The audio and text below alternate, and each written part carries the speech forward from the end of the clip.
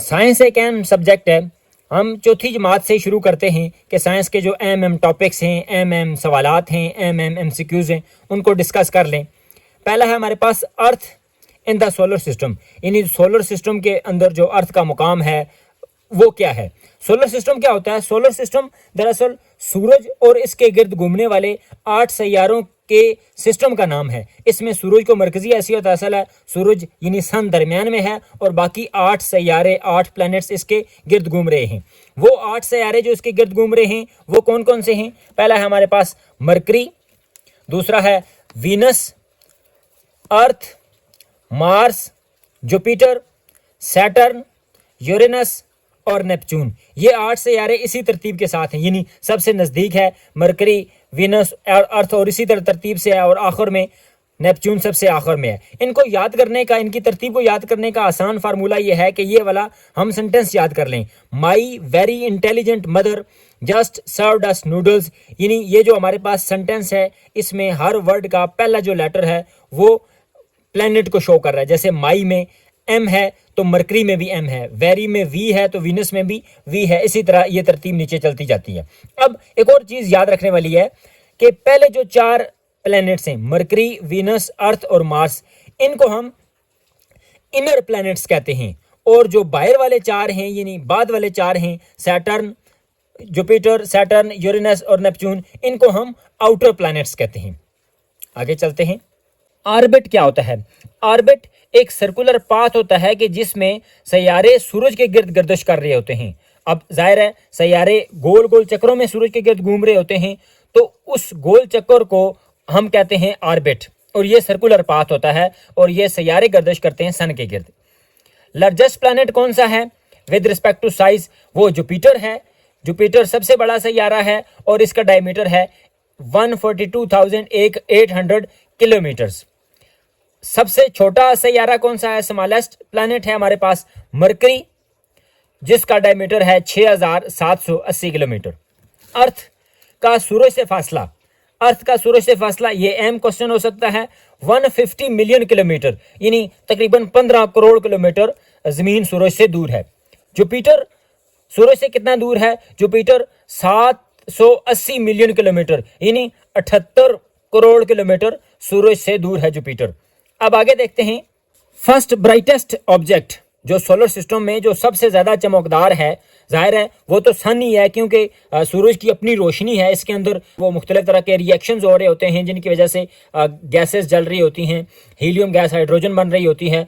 तो इसलिए सबसे जो ब्राइटेस्ट ऑब्जेक्ट है सोलर सिस्टम में वो तो सन है। दूसरे नंबर पर जो ब्राइटेस्ट ऑब्जेक्ट है वो है हमारे पास प्लैनेट वीनस। मून, मून क्या है? मून एक नेचुरल सैटेलाइट है जो कि कंप्लीट रेवोल्यूशन अराउंड अर्थ इन 29.5 डेज।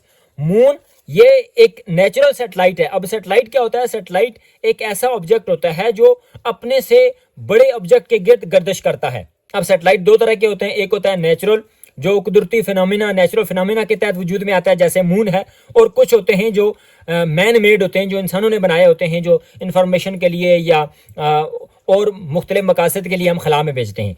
तो मून एक नेचुरल सैटेलाइट है जो कि ज़मीन के गिर्द 29.5 दिनों में अपना एक चक्कर पूरा करता है। अब आपने देखा होगा कि मून जो पहली तारीख को मून होता है वो बड़ी मुश्किल से नजर आता है, बहुत पतला सा होता है, द्रांति नुमा होता है। इसको कहते हैं जो थिन मून होता है पहली 2 तारीख वाला, इसको हम कहते हैं क्रिसेंट। और जो फुल मून होता है जब वो बिल्कुल गोल दायरे की शक्ल में हो जाता है, जिसको हम 14वीं का चांद कहते हैं, उसको बदर कहा जाता है। मून का जमीन से फासला वो है 3,84,000 किलोमीटर, यानी मून जो है वो जमीन से 3,84,000 किलोमीटर दूर है और मून का डायमीटर 3500 किलोमीटर है। Moon has no atmosphere. जैसे जमीन का हम देखते हैं कि एटमॉस्फेयर है जिसमें हवा है और हवा में ऑक्सीजन है, नाइट्रोजन है, बाकी भी गैसेस हैं, तो मून के गिर्द कोई भी एटमॉस्फेयर नहीं है। Mercury and Venus has no moon.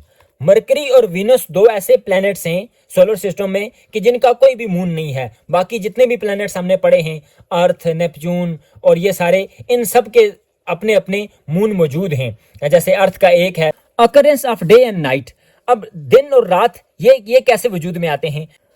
Day and night are due to rotational motion of the earth. पहले हमने कहा कि जो ये सूरज के दरमियान में जमीन इसके गिर्द चक्कर लगाती है, इसको कहते हैं रेवोल्यूशन। ये एक साल में जमीन सूर्य के गिर्द अपना चक्कर पूरा करती है, जिससे मुख्तलिफ तरह के सीजन्स बनते हैं, जैसे समर, विंटर, स्प्रिंग और ऑटम। जबकि जमीन जो अपने एक्सेस के गिर्द चक्कर लगाती है उसको हम कहते हैं रोटेशन, और ये 24 आवर्स में पूरा करती है, इसको रोटेशन कहते हैं। और रोटेशन की वजह से डे एंड नाइट बनते हैं।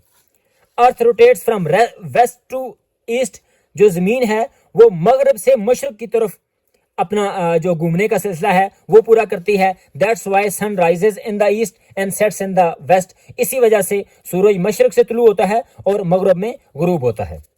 शेडो ऑफ ऑब्जेक्ट, कोई भी जो ऑब्जेक्ट है उसका शेडो यानी साया कैसे बनता है। As the sun rises shadows are gradually decreasing with the rotating towards अर्थ।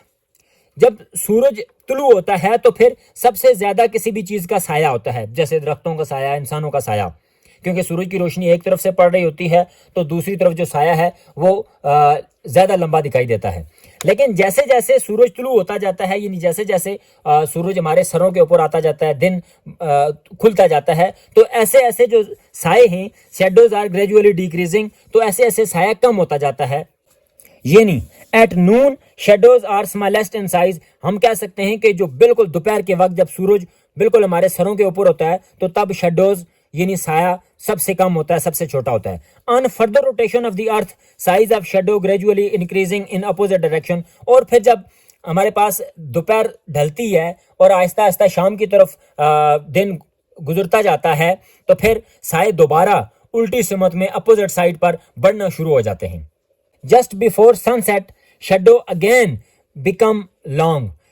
पहले हमने पढ़ा था कि जब सनराइज होता है तो सूरज का जो रोशनी होती है उसकी वजह से साया सबसे लंबा होता है। इसी तरह जब सन सेट यानी सूरज गुरूब होने से पहले जो साए होते हैं वो भी सबसे ज्यादा लंबे होते हैं। और तीसरी चीज हमने पढ़ी कि जो नून के वक्त, दोपहर के वक्त जब सूरज बिल्कुल हमारे सरों के ऊपर होता है तब साया बिल्कुल छोटा होता है। एनुअल रोटेशन ऑफ अर्थ, जमीन की सालाना रोटेशन, साल के बाद क्या होता है या साल वाली rotation. Annual rotation of earth is called orbital motion, यानी सूरज के गिर्द जो जमीन गर्दिश करती है, जो चक्कर लगाती है, उसको हम ऑर्बिटल मोशन कहते हैं। Earth completes one revolution around the sun in about 365 days, जिसको हम 1 ईयर कहते हैं। यानी जमीन सूरज के गिर्द 365 दिनों में अपना एक चक्कर पूरा करती है, इसको हम कहते हैं एक साल। Sun rays fall vertically at the northern hemisphere, summer is there. यानी जो सन की जो रेज हैं वो नॉर्दर्न हेमिस्फीयर के ऊपर वर्टिकली पड़ती हैं, जिसकी वजह से वहां पर मौसम गर्म होता है। Sun rays fall slanting sun rays this part has winter. और जहां पर सूरज की रोशनी यानी तिरछी पड़ती हैं, स्लैंटिंग पड़ती हैं, वहां पर सर्दियों का मौसम हो जाता है। तो ये सर्दी और गर्मी ये सूरज की एनुअल रोटेशन की वजह से होती है। एक और हमारे पास अहम टॉपिक है कि what is lunar Eclipse and what is solar Eclipse. Lunar Eclipse से मुराद है चांद गिरन और सोलर इक्लिप्स से मुराद है सूरज गिरन। इनकी तारीफ क्या है या डिफरेंस क्या है। लूनर इक्लिप्स में क्या होता है कि अर्थ सन और मून के दरमियान आ जाती है।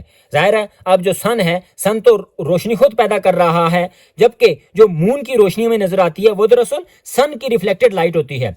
तो लूनर इक्लिप्स में जब सन और मून के दरमियान अर्थ आ जाती है, जमीन आ जाती है, तो सूरज की रोशनी जमीन पर पड़ती है और ये नहीं, जो सूरज की रोशनी है वो मून तक नहीं पहुंचती, जिसकी वजह से हमें मून या तो बिल्कुल नजर नहीं आता या थोड़ा बहुत नजर आता है। इसको लूनर इक्लिप्स कहते हैं। सोलर इक्लिप्स क्या होता है, when moon comes between earth and sun, जब सूरज और अर्थ के दरमियान मून आ जाता है तो इसको सोलर इक्लिप्स कहते हैं। अब इसमें क्या होता है कि जाहिर है सूरज तो रोशनी प्रोड्यूस कर रहा है, उसके पास तो रोशनी हमेशा मौजूद होती है, जबकि जो अर्थ पर रोशनी होती है यानी दिन में जो हम रोशनी देखते हैं वो तो सूरज की रिफ्लेक्टेड लाइट होती है।